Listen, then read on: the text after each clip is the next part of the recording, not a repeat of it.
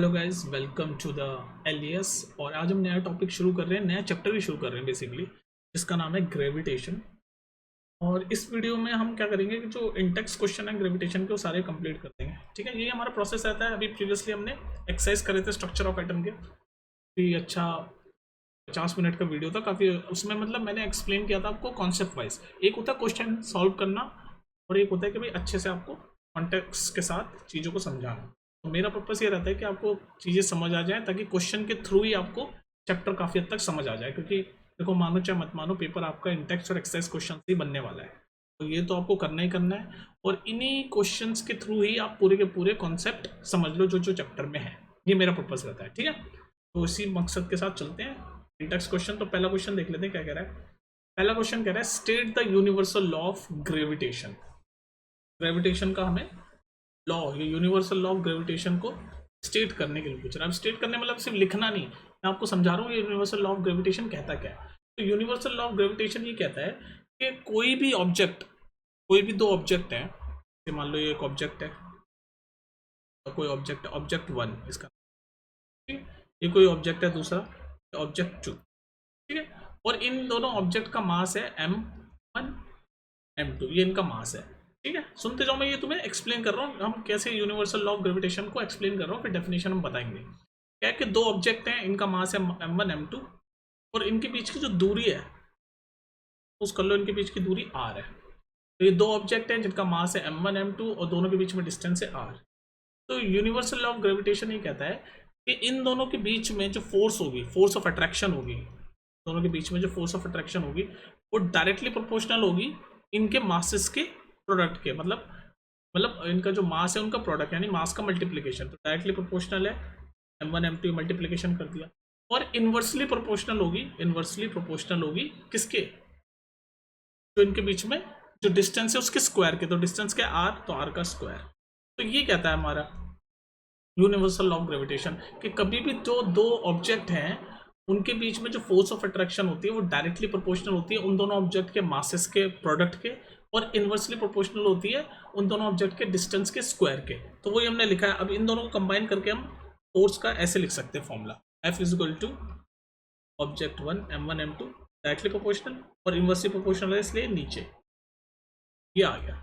तो ये है बस आपका यूनिवर्सल लॉ ऑफ ग्रेविटेशन। अब इसको वर्ड्स में आप कैसे लिख सकते हो, वर्ड्स में आप ऐसे लिख सकते हो, the force of attraction between any two object is directly proportional to the product of their masses and inversely proportional to the square of distance between them. ऐसे लिख सकते हो। तो क्या लिखा हुआ है मैंने, ये देखो, the force of attraction between any two objects is directly proportional to the product of their masses. ये देखो, ये इज इक्वल टू नहीं, प्रोपोर्शनल का साइन है, डायरेक्टली प्रोपोर्शनल है product of their masses m1 m2, directly proportional to the product of the masses and inversely proportional to the square of distance between them। देख लो, square of distance। तो ये force is directly proportional to masses, inversely proportional to the square of distance between them। ये आपका कहता है law of gravitation. समझ आ गया बात को, आपको समझने वाली बात ये है। और ये जो लॉ है ना, ये एप्लीकेबल है कहीं भी पूरे यूनिवर्स में, कहीं भी ये एप्लीकेबल है पूरे यूनिवर्स में, कहीं भी ये लॉ एप्लीकेबल है। लॉ ऑफ ग्रेविटेशन बोलते हैं यूनिवर्सल, तभी तो पूरे यूनिवर्स में ना, इसलिए इसको बोलते हैं यूनिवर्सल लॉ ऑफ ग्रेविटेशन। समझ गए ना, कोई भी दो ऑब्जेक्ट जो हैं उनके बीच में जो अट्रैक्शन, फोर्स ऑफ अट्रैक्शन है, मतलब एक दूसरे की जो फोर्स ऑफ अट्रैक्शन है उन दोनों के मासेस के प्रोडक्ट के डायरेक्टली प्रोपोर्शनल है, और उन दोनों के बीच में कितना डिस्टेंस है उसके स्क्वायर के इनवर्सली प्रोपोर्शनल है। ये आपका यूनिवर्सल लॉ है। ठीक है, चलते हैं नेक्स्ट क्वेश्चन पे जल्दी से। नेक्स्ट क्वेश्चन कह रहा है भाई, right the formula of the magnitude of gravitational force between the earth of an object, earth and an object on the same surface of. तो अभी जो हमने पढ़ा ना universal law of gravitation, basically वही लगवाना चाह रहा है। किस किस के बीच में, अर्थ के बीच में और कोई ऑब्जेक्ट के बीच में। तो मान लो मास ऑफ अर्थ m ही मान लेते हैं हम, जो हो गया मास ऑफ अर्थ, और जो ऑब्जेक्ट है उसको हम mo मान लेते हैं, मास of an object, mass of an object. ठीक है, और उन दोनों के बीच में अर्थ और जो मास ऑफ एन ऑब्जेक्ट है, जो ऑब्जेक्ट है उसके और अर्थ के बीच में जो डिस्टेंस है उसको हम r मान लेते हैं, हम r मान लेते हैं। ठीक है, डिस्टेंस बिटवीन, r क्या है, distance between centre of the earth and an object. जो भी हमने पढ़ा ना वही लगाएंगे formula, distance between centre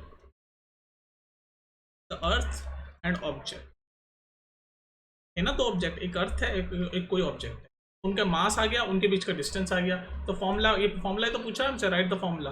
formula हमारा ऐसा होगा, फोर्स इज डायरेक्टली प्रोपोर्शनल, अभी हमने प्रीवियसली पढ़ा, डायरेक्टली प्रोपोर्शनल टू द, अगर कोई दो ऑब्जेक्ट की बात करें तो उनके मासेस के प्रोडक्ट के, और इनवर्सली प्रोपोर्शनल उन दोनों के बीच के डिस्टेंस के स्क्वायर के। तो दो ऑब्जेक्ट यहाँ पर कौन कौन से, एक अर्थ है, एक कोई ऑब्जेक्ट हमने मान लिया, तो उन दोनों का प्रोडक्ट यानी कि ME और MO, और उन दोनों के डिस्टेंस क्या है, R माना है हमने, उसके स्क्वायर के। तो ये आ गया फॉर्मूला फोर्स ऑफ अट्रैक्शन का। लेकिन हमसे क्या पूछ रहे हैं, मैग्नीट्यूड ऑफ ग्रेविटेशनल फोर्स पूछ रहे हैं। अब देखो ये प्रोपोर्शनल है ना, तो ये प्रोपोर्शनैलिटी का साइन हटाने के लिए अब हम एक चीज डालेंगे जिसको बोलते हैं ग्रेविटेशनल कांस्टेंट। ये जो फोर्स ऑफ अट्रैक्शन, ये F क्या है, फोर्स ऑफ अट्रैक्शन, यही पढ़ा था हमने प्रीवियसली। ये फोर्स ऑफ अट्रैक्शन F क्या है, दो ऑब्जेक्ट के बीच में अट्रैक्शन की फोर्स।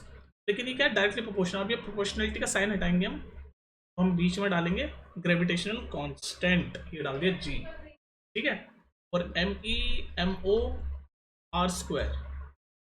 तो ये प्रोपोर्शनैलिटी का जो साइन है ये हटाया, तो हमने ग्रेविटेशनल कांस्टेंट लगाया, G = ग्रेविटेशनल कांस्टेंट। ध्यान रखना, जब भी हम प्रोपोर्शनैलिटी का साइन हटाते हैं ना, कभी भी किसी भी फॉर्मूले में से या किसी भी कॉन्सेप्ट में से, तो हम कहीं ना कहीं कोई कांस्टेंट डालते हैं। कभी भी आप देख लेना, मैथ्स में, फिजिक्स में, कहीं भी तो डालते हैं। तो ये जो पूछ रहा था हमसे, ये पूछ रहा था right the formula of the gravitational force between the earth and object. तो ये है वो फॉर्मूला, ठीक है। यहाँ पर मास ऑफ एन अर्थ है ME, mass of an object है MO, दोनों के बीच का डिस्टेंस है R, और ये हो गई फोर्स ऑफ अट्रैक्शन, और ये हो गया ग्रेविटेशनल कांस्टेंट, ठीक है। अभी जो कांस्टेंट है इसकी वैल्यू भी पता होनी चाहिए आपको। जो ग्रेविटेशनल कांस्टेंट है G, इसकी वैल्यू होती है, याद कर सकते हो आप, 6.67 इंटू 10⁻⁻11, 6.67 इंटू 10⁻⁻11, और इसका यूनिट है ऐसा यूनिट है इसकी न्यूटन मीटर स्क्वायर पर किलोग्राम, ठीक है। अगर G की वैल्यू आपसे न्यूटन मीटर स्क्वायर पर किलोग्राम स्क्वायर, और ये इसकी कांस्टेंट वैल्यू है। समझ आ गई बात। नेक्स्ट चलते हैं जल्दी से, एकदम डिटेल में समझाने की कोशिश कर रहा हूँ मैं तुम्हें। नेक्स्ट देख रहे हैं, what do you mean by free fall. Free fall का मतलब क्या होता है, कोई भी हाइट है, मान लो ये कोई टावर है, ठीक है, ये टावर है, और इसकी कोई ये हाइट है, लो हाइट h है इसकी, और यहाँ से ये कोई बंदा खड़ा हुआ और उसने ये बॉल गिराई, ये बॉल यहाँ पर गिराई, ये बॉल ऐसे जो गिर रही है ना, इसी को बोलते हैं फ्री फॉल। फ्री फॉल में बेसिकली अब क्या होगा, देखो फ्री फॉल क्यों बोलते हैं इसको, फ्री फॉल इसलिए बोलते हैं क्योंकि इसमें ये जो बॉल है ना, ये ग्रेविटी, फ्री फॉल क्यों बोलते हैं क्योंकि जो ग्रेविटी है ना, ये जो अर्थ है, ये फ्लैट सरफेस का अर्थ है, तो ये नीचे गिर रहा है ऐसे, ये जो बॉल ऐसे नीचे गिर रही है, तो यहाँ पर नीचे की तरफ कौन सी फोर्स लग रही है, अर्थ जो है, ये जो अर्थ है, ये कौन सी फोर्स लगाती है, अभी तो हमने पढ़ा ये अर्थ कौन सी फोर्स लगाती है, ग्रेविटेशनल फोर्स लगाती है। ये तो ग्रेविटेशन, ये रहा, अर्थ कौन सी फोर्स लगाती है, ग्रेविटेशनल फोर्स। तो जब भी कोई बॉडी किसी हाइट से अर्थ की तरफ गिरती है under the presence of gravitational force, दोबारा सुनो मैंने क्या बोला, जब भी कोई ऑब्जेक्ट, जैसे यहाँ पर ये बॉल था, जब भी कोई ऑब्जेक्ट किसी हाइट से, जैसे ये हाइट से गिरा, हाइट से कोई ऑब्जेक्ट हाइट से अर्थ की तरफ जा रहा है, under which force, under gravitational force, तो हम उसका क्या बोलेंगे, फ्री फॉल। फ्री फॉल, बात समझ में आ गई। दोबारा सुनो, जब भी कोई ऑब्जेक्ट किसी हाइट से अर्थ की तरफ गिरता है, under which force, under the force, gravitational force of the earth, क्योंकि अर्थ क्या अपनी तरफ अट्रैक्ट करती है, अर्थ के पास ग्रेविटेशनल फोर्स है, तो अपनी तरफ ऑब्जेक्ट्स को अट्रैक्ट करती है। तो ये बॉल जो है अपनी अर्थ की तरफ जा रहा है, तो ये जो ग्रेविटेशनल फोर्स की प्रेजेंस में जो ऑब्जेक्ट नीचे गिर रहा है, इसी को बोलते हैं हम, इसी प्रोसेस को बोलते हैं फ्री फॉल। फ्री फॉल, ठीक है, बात क्लियर हो गई। नेक्स्ट देख लेते हैं। नेक्स्ट देखो भाई, what do you mean by acceleration due to gravity. Acceleration due to gravity, अब जरा ध्यान से सुनो। पहले तो मुझे बताओ, हम ये पढ़ेंगे एक्सेलरेशन ड्यू टू ग्रेविटी क्या होता है, पहले सिर्फ मुझे बताओ एक्सेलरेशन क्या होता है। एक्सेलरेशन क्या होता है, आपने पढ़ा है ना एक्सेलरेशन क्या होता है, फोर्स वाले चैप्टर में, फोर्स एंड मोशन वगैरह में चैप्टर में मैंने आपको पढ़ाया था। एक्सेलरेशन क्या होता है, चेंज इन वेलोसिटी, ये चेंज का साइन होता है delta, change in velocity upon change in time. तो ये जो चेंज इन वेलोसिटी है, इसी को एक्सेलरेशन बोलते हैं, change in velocity with time. तो अभी जो हमने प्रीवियसली देखा कि कोई ऑब्जेक्ट किसी हाइट से गिर रहा है, तो जब ये ऑब्जेक्ट गिर रहा होता है तो इसकी वेलोसिटी है ना चेंज होती रहती है। मान लो इस पॉइंट पे हम चेक करें तो वेलोसिटी v1 है, इस पॉइंट पे v2 है, v3, मतलब वेलोसिटी उसकी चेंज होती रहती है। जब भी ऑब्जेक्ट गिरेगा तो उसकी वेलोसिटी चेंज होती रहेगी गिरते गिरते गिरते। तो एक्सेलरेशन ड्यू टू ग्रेविटी यही होती है कि जब ये कोई ऑब्जेक्ट है आपका, मान लो ये कोई टावर है आपका, है ना, एक्सेलरेशन ड्यू टू ग्रेविटी में एक्सप्लेन करने की कोशिश कर, ठीक है। ये टावर है जिसकी हाइट है h, हाइट है h, और यहाँ पर कोई बंदा खड़ा हुआ है और इसने बॉल फेंकी नीचे की तरफ, ये अर्थ है, अर्थ है जमीन मतलब, और इसने बॉल फेंकी, तो ये बॉल ऐसे नीचे जा रही है, जा रही जा रही जा रही जा रही।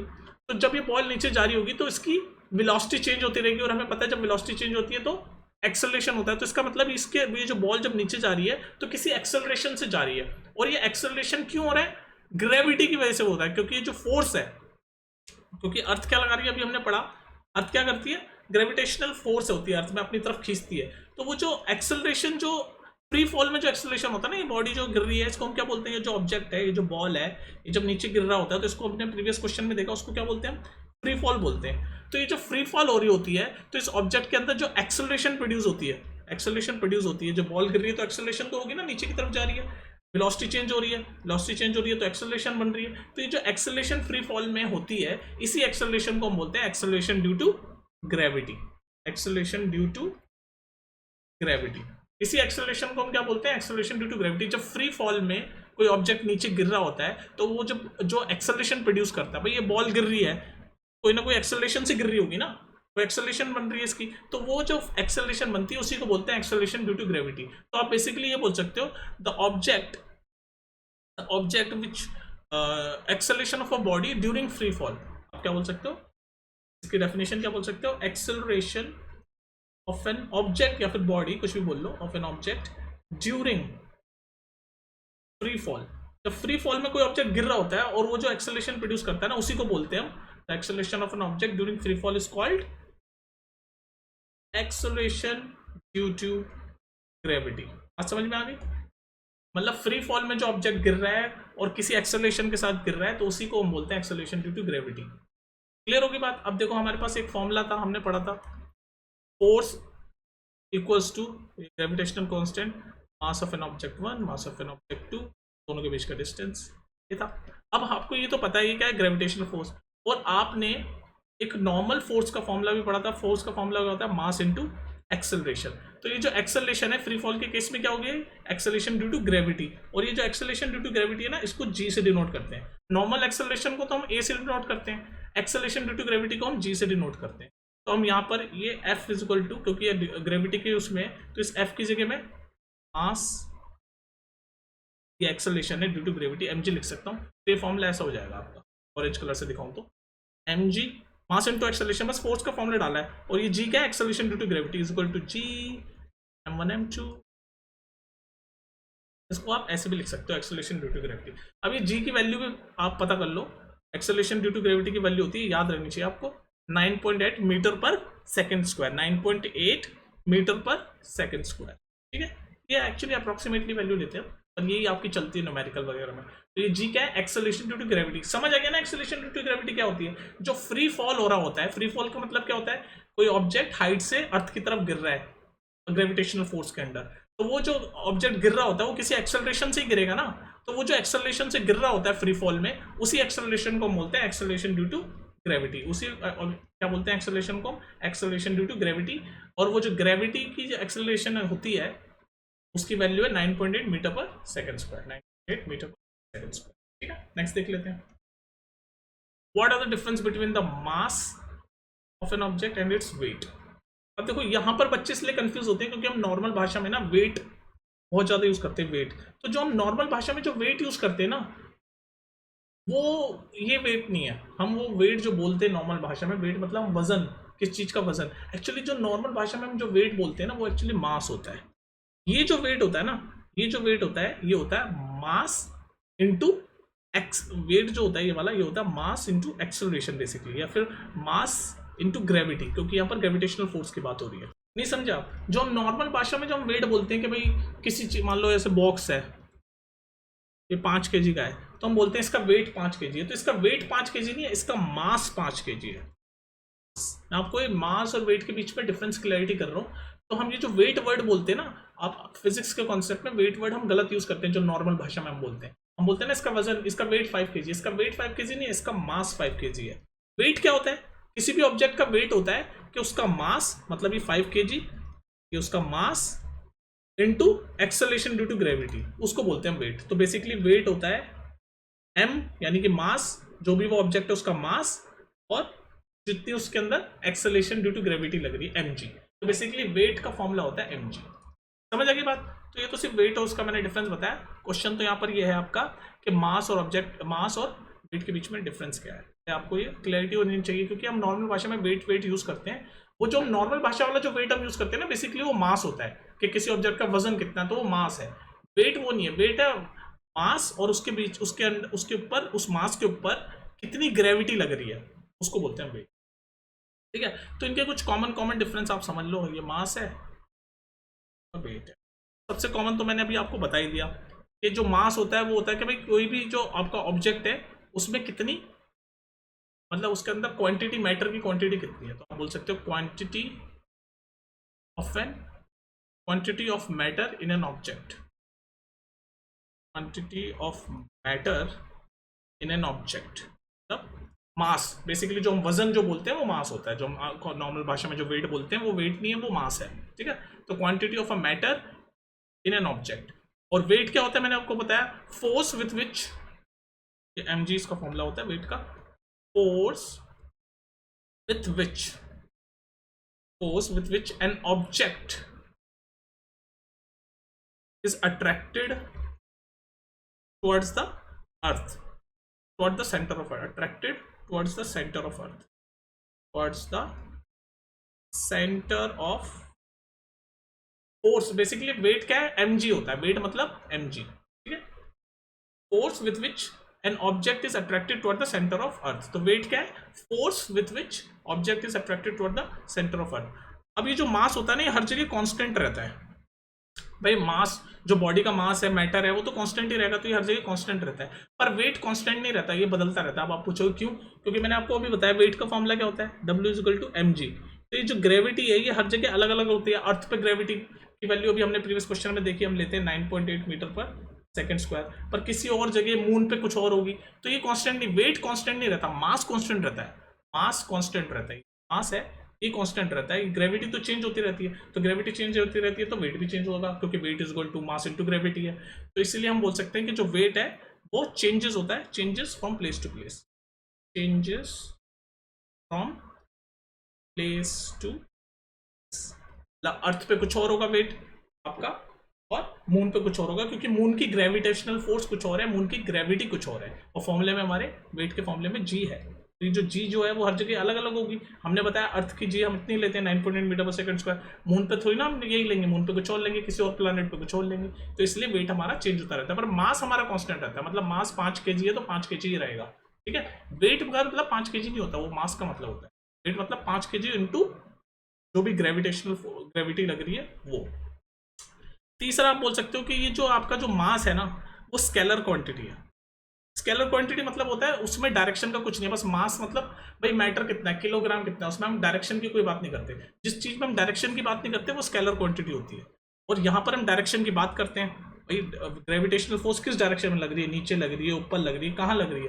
तो ग्रेविटी तो ग्रेविटेशनल फोर्स है, तो फोर्स तो किस डायरेक्शन में लग रही है पता रहना चाहिए ना। तो डायरेक्शन का यहाँ पर रोल होता है, तो इसलिए इसको बोलते हैं वेक्टर क्वांटिटी। वेट जो होता है वो आपका वेक्टर क्वांटिटी होता है। जिस भी क्वांटिटी में डायरेक्शन का रोल होता है उसको वेक्टर क्वांटिटी बोलते हैं, और जिसमें डायरेक्शन का कोई रोल नहीं होता उसको हम स्केलर क्वांटिटी बोलते हैं। ठीक है, ऐसा यूनिट देख लो, मास का ऐसा यूनिट मैंने बोला किलोग्राम, बस सीधे सीधे किलोग्राम। और वेट का क्या होगा, किलोग्राम मीटर। ये देखो gravitation, kilogram metre per second square, ये भी बोल सकते हैं, नहीं तो सीधे सीधे न्यूटन, सीधे सीधे न्यूटन। वेट का यूनिट क्या होता है, न्यूटन। या तो ये बोल लो मास का क्या होता है, किलोग्राम, और ग्रेविटी का क्या होता है, मीटर पर सेकंड स्क्वायर। तो kilogram metre per second square ये बोल सकते हो, या फिर सीधे न्यूटन ऐसा यूनिट। और पांचवा पॉइंट आप ये बोल सकते हो, यहां लिख रहा हूं मैं, कि मास कभी भी जीरो नहीं हो सकता। मास of an object can never be zero, can never be zero. ये ध्यान रखना, किसी भी ऑब्जेक्ट का मास जीरो नहीं हो सकता, क्योंकि वो कुछ ना कुछ तो आपकी स्पेस लेगा, कुछ ना कुछ तो क्वांटिटी से बना होगा, तो वो जीरो नहीं हो सकता। लेकिन वेट जीरो हो सकता है। अगर gravitational force zero, weight zero हो सकता है क्योंकि वेट में जी है, और कई बार जी जीरो हो सकती है तो वेट भी पूरा जीरो हो जाएगा क्योंकि एम जी है। तो वेट कैन बी जीरो। ठीक है, नेक्स्ट देख लेते हैं। तो ये क्वेश्चन कह रहा है कि weight of an object on the moon is 1/6 its weight on the earth. तो अभी वो जो हमने प्रीवियस क्वेश्चन में इतना सब एक्सप्लेन किया वो उसी पे ये क्वेश्चन आ गया। तो वेट का फॉर्मूला अभी हमने कहा, वेट क्या होता है, मास, किसी भी ऑब्जेक्ट का मास और acceleration due to gravity. Weight क्या होता है, mass into acceleration due to gravity, ये होता है वेट का फॉर्मूला। तो ये कह रहा है कि किसी ऑब्जेक्ट का वेट मून पे 1/6 टाइम है अर्थ से। ठीक है, तो हमें ये पता है वेट होता है mass into gravitation, acceleration due to gravity. अब हमें ये पता है कि जो मास है वो कांस्टेंट होता है, मतलब किलोग्राम, कितने किलोग्राम है वो तो कांस्टेंट रहता है, मास इज कांस्टेंट। लेकिन ये जो ग्रेविटी है ये तो अलग अलग होती है। तो मून पे कुछ और होगी ग्रेविटी, अर्थ पे कुछ और होगी ग्रेविटी। तो इसीलिए जो मून पे है 1/6 है वेट जो अर्थ पे था, क्योंकि मून की ग्रेविटी अर्थ की ग्रेविटी से 1/6 टाइम है। क्या बात समझ में आ गई भाई? मैंने आपको क्या बोला, weight is equal to mg, यानी कि mass into acceleration due to gravity. तो ये जो मास है ये कांस्टेंट रहता है, हर जगह कांस्टेंट रहता है। लेकिन हमें ये पता है कि जो ग्रेविटी है ये हर जगह अलग अलग होती है। मून की ग्रेविटी कुछ और होगी, एक्सेलरेशन ड्यू टू ग्रेविटी, अर्थ के कुछ और है। जैसे अर्थ की एक्सेलरेशन ड्यू टू ग्रेविटी होती है 9.8 मीटर पर सेकंड स्क्वायर, और मून की 1/6 टाइम होगी अर्थ से, तो इसलिए 1/6 टाइम ही वेट भी हो जाता है। समझ आ गया? ये इसका आंसर। नेक्स्ट देख लो। Why is it difficult to head a school bag having a strap made on thin and strong string? देखो भाई, ये क्वेश्चन है आपका प्रेशर का। तो सबसे पहले मैं तुम्हें एक बात बताता हूँ, प्रेशर का फॉर्मूला बताता हूँ, उसी से सॉल्व होगा ये क्वेश्चन। प्रेशर का फॉर्मूला होता है फोर्स अपॉन एरिया। ये फॉर्मूला आप याद कर लो प्रेशर का, आपको आगे जाके भी। Pressure is equal to force upon area. तो आप जरा ध्यान से देखो, प्रेशर जो है फोर्स के डायरेक्टली प्रोपोर्शनल है। यानी कि अगर प्रेशर बढ़ेगा, मतलब अगर फोर्स बढ़ेगी तो आपका प्रेशर भी बढ़ेगा, और एरिया के इनवर्सली प्रोपोर्शनल है। मतलब अगर आपका एरिया बढ़ेगा तो आपका प्रेशर घटेगा, या फिर हम उल्टा बोल सकते हैं कि अगर एरिया घटेगा तो प्रेशर आपका बढ़ेगा, ये बोल सकते हैं ना, क्योंकि इनवर्सली प्रोपोर्शनल है। प्रेशर और एरिया इनवर्सली प्रोपोर्शनल है, और ये देखो डायरेक्टली सामने सामने है ना, तो डायरेक्टली प्रोपोर्शनल है। ये 1 में इसलिए इनवर्सली प्रोपोर्शनल। तो हमें ये फॉर्मूला पता है, pressure is equal to force upon area. अब ये क्वेश्चन ये कह रहा है आपसे कि अगर हमारे पास कोई स्कूल बैग है, ऐसे स्कूल बैग है ना, और उसकी जो स्ट्रैप है, जो पट्टा है जिसको हम टांगते हैं कंधे में, वो बहुत ही पतली है, ऐसे पतली, एकदम पतली है। तो वो हमारे को ज़्यादा डिफिकल्ट होगी। क्यों? क्योंकि ये जो पट्टा है ना, ये पतली, इसने स्ट्रिंग दे दी पतली, तो ये पतली है तो ये चुभेगी हमें, क्योंकि इसका एरिया कम है। भाई अगर हमें ये स्कूल बैग के साथ ऐसे मोटी पट्टी दी होती, मोटी पट्टी, जैसे ये मोटी पट्टी दे दी है ना, जो हम कंधे पे टांगते हैं, वो मोटा होगा, चौड़ा होता, तो हमें वो उसका एरिया बढ़ जाता। और हमें पता है कि जब एरिया बढ़ता है तो प्रेशर घट जाता है, एरिया बढ़ेगा तो प्रेशर घटेगा, क्योंकि दोनों एक दूसरे के इनवर्सली प्रोपोर्शनल है। तो अगर ये चौड़ी पट्टी होती तो इसका एरिया ज़्यादा है ना, चौड़ी पट्टी का एरिया ज़्यादा होगा, तो प्रेशर हमारा कम हो जाएगा। लेकिन यहाँ पर एरिया कम है क्योंकि पतली है, बोल रहा है ना, एकदम थिन स्ट्रिंग है, तो ज़्यादा डिफिकल्ट होगा। क्योंकि एरिया कम है, तो जब एरिया कम होगा तो हमारा प्रेशर ज़्यादा होगा, तो प्रेशर ज़्यादा पड़ेगा हमारे शोल्डर पे, और इसीलिए ये डिफिकल्ट होता है। आज समझ में, ये इस फॉर्मूले से कॉन्सेप्ट है कि pressure is equal to force upon area. तो ये एरिया की बात हो रही है, क्योंकि अगर स्ट्रिंग पतली होगी तो उसका एरिया कम होगा, और एरिया कम होगा तो प्रेशर ज़्यादा होगा, और अगर स्ट्रिंग मोटी होगी तो उसका प्रेशर कम होगा, क्योंकि दोनों प्रेशर और एरिया एक दूसरे के इनवर्सली प्रोपोर्शनल। समझ आ गई बात? ये नेक्स्ट देख लो। नेक्स्ट देखो, next, what do mean by buoyancy? तो ये बुयांसी बेसिकली एक फोर्स है, ये भी एक तरीके की फोर्स है। It is a type of a force, is a type of force. ये कौन सी फोर्स है? जो लिक्विड लगाता है। जैसे फॉर एग्जांपल ये कंटेनर है, ठीक है, कंटेनर है, इसके अंदर ऐसे पानी है, आपको बुयांसी, ये फोर्स है एक तरह की, ये समझा रहा हूँ मैं कैसे। ये पानी है, ठीक है, और इस पानी के अंदर ना आप क्या करोगे, ऐसे मग है ना, मग ऐसे उल्टा करके आप इसको ऐसे नीचे की तरफ दबाओगे ऐसे, तो ये पूरा ऐसे नीचे डूब जाएगा मग, ठीक है, मग ऐसे डूब जाएगा। आपने घर में भी करके देखा होगा, बकेट लो, घर में बाल्टी लो, और उसके अंदर ऐसे आपका जो मग होता है, डब्बा होता है जिससे हम नहाते हैं, उसको ऐसे अंदर की तरफ दबाओ उल्टा करके, तो आप फील करोगे जैसे आप उसको हाथ हटाओगे तो ऊपर की तरफ आएगा। तो ये जो हम नीचे की तरफ इसको दबाएंगे तो ये जो लिक्विड वाटर है ये ऊपर की तरफ ऐसे फोर्स लगाएगा, तो ये जो ऊपर की तरफ फोर्स लगती है ना, इसी को बुयांसी बोलते हैं। Upward force. तो बेसिकली बॉयंसी क्या है, it is an upward, it is an upward force, it is an upward force by a liquid.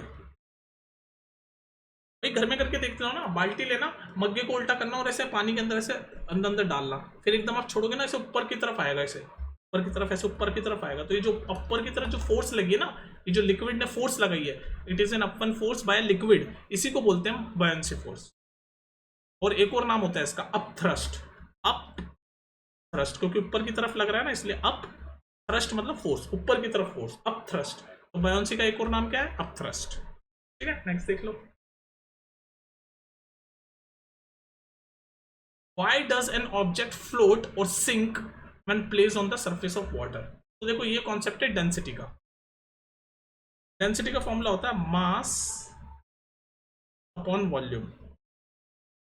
ये डेंसिटी का फॉर्मूला होता है मास अपॉन वॉल्यूम। अब देखो यहाँ पर भी देख लो, ये सामने सामने, तो डेंसिटी और मास एक दूसरे के डायरेक्टली प्रोपोर्शनल है। मतलब क्या कहना चाह रहा हूं मैं, कि अगर किसी ऑब्जेक्ट का मास बढ़ेगा तो उसकी डेंसिटी भी बढ़ेगी, और अगर किसी ऑब्जेक्ट का मास घटेगा तो उसकी डेंसिटी भी घटेगी। भाई दोनों एक दूसरे के डायरेक्टली प्रोपोर्शनल है, सामने सामने। ठीक है, अब ये हम बोल रहे हैं कि कुछ जो ऑब्जेक्ट है वो सिंक हो जाते हैं, मतलब डूब जाते हैं नीचे, और कुछ जो है वो फ्लोट करने लग जाते हैं, है ना। तो इसका कॉन्सेप्ट ये है कि जो पानी से जिनकी डेंसिटी, पानी से जिनकी डेंसिटी ज़्यादा होती है, जैसे वाटर की कोई डेंसिटी होगी, वाटर की डेंसिटी से अगर ऑब्जेक्ट की डेंसिटी ज़्यादा है, डेंसिटी ऑफ वाटर और ये डेंसिटी ऑफ ऑब्जेक्ट, तो अगर ऑब्जेक्ट की डेंसिटी वाटर की डेंसिटी से ज़्यादा है तो वो सिंक कर जाएगा, और अगर ऑब्जेक्ट की डेंसिटी वाटर की डेंसिटी से कम है तो वो फ्लोट कर जाएगा।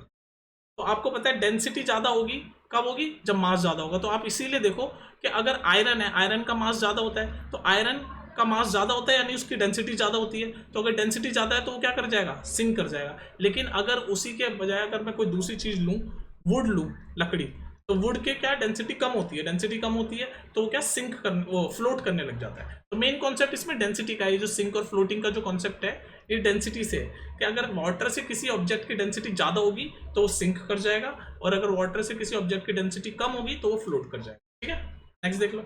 देखो ये कॉन्सेप्ट ये है कि अगर किसी आपका जो मास है वो 42 kg है, तो मास आपका कितना है, 42 kg है। तो ये कह रहा है आप वेइंग मशीन में खड़े हुए और आपका मास आया 42 kg, तो क्या कह रहा है कि आपका जो मास है वो एक्चुअली 42 kg है या उससे कम है। तो एक्चुअली थोड़ा सा कम होता है उससे, जितना हमारा मशीन ने दिखाया ना उससे कम होता है। क्यों, क्योंकि ऊपर की तरफ हमारी फोर्स लग रही होती है, अपथ्रस्ट फोर्स, अपथ्रस्ट फोर्स हमारी लग रही होती है बेसिकली ऊपर की तरफ। ऐसे जब मशीन में खड़े होते हैं ना तो एक ऊपर फोर्स लग रही होती है, वो थोड़ा सा वेट को हमारे कम करती है, इसलिए हल्का सा, ज़्यादा फर्क नहीं होता। 42 kg दिखाया ना, उससे बस कुछ हल्का सा कम हमारा वेट होता है, तो लेस होता है एक्चुअली। नेक्स्ट देख लो भाई, लास्ट क्वेश्चन आपका, क्या इंटेक्स खत्म है। लास्ट क्वेश्चन कह रहा है you have a bag of cotton and an iron bar. कह रहा है कॉटन का बैग है आपके पास, ये कॉटन का बैग है और ये आयरन बार का बैग है, लोहे का बैग है। ठीक है, दोनों का मास 100 kg है, 100 kg 100 kg। ठीक है, तो हमने वेइंग मशीन में रखा, दोनों का मास 100 kg है। तो कह रहा है रियलिटी में एक हैवी है दूसरे से, तो आप बताओ कौन सा हैवी हो सकता है। एक हैवी है दूसरे से, अब बताओ कौन सा। कॉन्सेप्ट सरफेस एरिया से है, इसका कॉन्सेप्ट किससे, सरफेस एरिया से। तो ध्यान रखना, जिसका भी सरफेस एरिया ज्यादा होता है, जिस भी ऑब्जेक्ट का सरफेस एरिया ज्यादा होता है तो उसके ऊपर क्या लगती है, उसके ऊपर क्या लगती है। तो आपको ये पता है कि जो 100 kg की कॉटन है उसका सरफेस एरिया बड़ा होगा। भाई 100 किलो कॉटन तो बहुत बड़ी होगी, और आयरन बार तो एक, अगर 100 kg का आयरन बार एक बॉल में की शेप में भी हम बना सकते हैं, तो इसका सरफेस ज्यादा होगा। तो जिसका सरफेस ज्यादा होगा ना उसके ऊपर की तरफ डायरेक्शन या बॉयंसी फोर्स, आप ये बोल सकते हो बॉयंसी यानी अपथ्रस्ट फोर्स, जब जिसका सरफेस ज्यादा होगा उस पर ज्यादा लग रही होगी, उस पर ज्यादा लग रही होगी। ठीक है, एक्चुअली देखो बॉयंसी फोर्स ज्यादा, जिसका सरफेस एरिया ज्यादा होता है उसकी बॉयंसी फोर्स उसके ऊपर लगेगी, इसलिए उसका वेट भी या मास भी हैवियर होता है। तो आप बोल सकते हैं कॉटन जो है वो ज्यादा हैवियर है, कॉटन ज्यादा हैवियर है। तो इसी कॉन्सेप्ट से मैंने जो प्रीवियस क्वेश्चन बताया था ना, वो मैं गलती से लेस बोल गया था। देखो यहाँ पर भी आपका मास 42 kg है, लेकिन जो ऊपर की तरफ जो फोर्स लगेगी उसकी वजह से आपका वेट थोड़ा सा ज्यादा होगा। तो जो नीचे की ऊपर, ये ऊपर की तरफ, जैसे आपका ये वेट आया 42 kg, पर ऊपर ऐसे बॉयंसी फोर्स लग रही है, तो इस बॉयंसी फोर्स की वजह से जो वेट है वो आपका थोड़ा सा ज्यादा होता है, लेस नहीं मोर होता है, थोड़ा सा मोर होता है, तो इसका आंसर है मोर। तो वही कॉन्सेप्ट तो यहाँ पर मैंने बताया कि भाई ये इसका सरफेस एरिया ज़्यादा है, तो जिसका सरफेस एरिया होता है उसके ऊपर बॉयंसी फोर्स ज़्यादा लगेगी, और बॉयंसी फोर्स ज़्यादा लगेगी तो वेट उसका ज़्यादा होगा, तो इसलिए कॉटन हैवियर है। और इसी कॉन्सेप्ट से प्रीवियसली ये था कि भाई मास 42 kg था विंग मशीन का, पर कुछ बॉयंसी फोर्स भी लग रही होगी, इसलिए 42 से थोड़ा सा ज़्यादा होगा, कम नहीं, थोड़ा सा ज़्यादा। ठीक है, मैं उल्टा बोल दिया था, ज़्यादा होगा। आई होप आपको ये सारे क्वेश्चन समझ आ गए होंगे। नेक्स्ट वीडियो में हम करेंगे एक्सरसाइजेस के, फिर और अच्छे से आपको कॉन्सेप्ट समझ आएंगे। ठीक है, चलो फिर मिलते हैं नेक्स्ट वीडियो में, टेक केयर।